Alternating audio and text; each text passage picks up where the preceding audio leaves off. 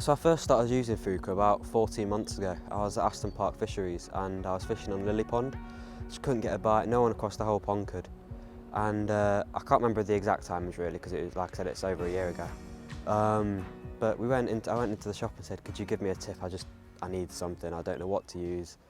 And he gave me a pack of red 2-in-1s, I think they were. And he said, just roll them into bloodworm shape. And I bought some smaller hooks and went more match tactics.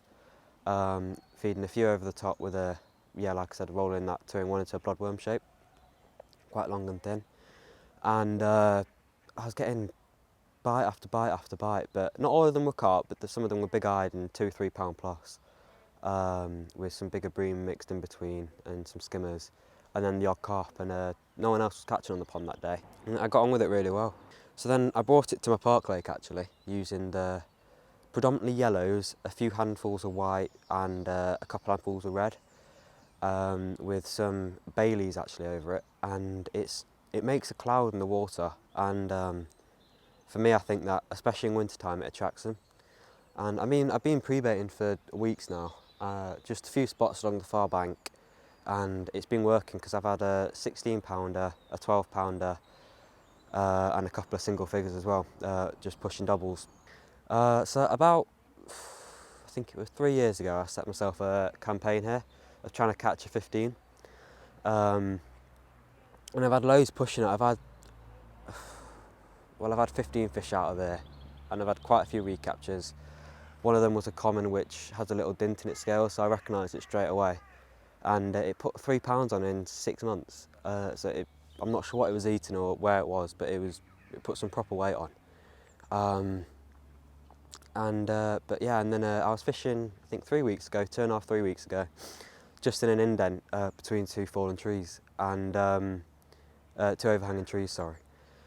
And within probably 20 minutes, my other rod had a drop back, got that one in, I think it was 8.5, 9 pounds around there.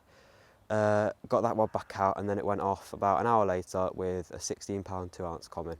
And when I saw that first surface, I was like, yeah, that could be it, that could be campaign complete. But I couldn't be sure.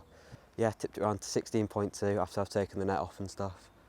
Yeah, it was great actually. Yeah, so today we're down, I'm fishing one to the far bank and one to a clump of stones actually. And yeah, so it's not, it wasn't much eventful at the start. I was down there early at about 6 in the morning, got the rods out, and each winter it changes here. The bite time could be evening, it could be really early in the morning, it could be lunchtime. And this winter it's been lunchtime actually. And yeah, the whole lake was quiet until about 10:30 in the morning. And a guy next to me, he was fishing with 3 rods to a set of fallen pads, and he had a bite, and he was talking to me as over near me, and his rods were 30 yards down bank. And yeah, we were just talking about what fish he's caught in here and stuff, and then it whipped off out of nowhere. One of his I think it was his Wrighton rod, which on a small pop-up, and he unfortunately lost out halfway in, and then about half an hour later, my rod ripped off, and I was just stood like I'm now, right next to the rods, and the bobbin starts messing about a bit, going up and down.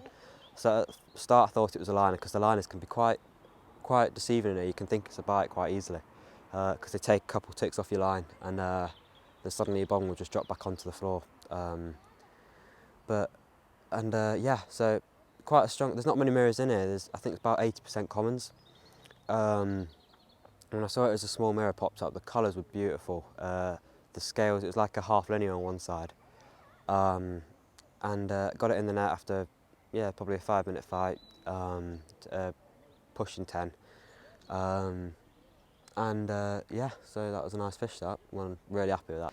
Because, yeah, the sensate does put a really good cloud on it, I think. And it's just they're not used to it, that's the thing. They don't see it all the time in water. And I think it's something a bit different, and it catches their eye a bit.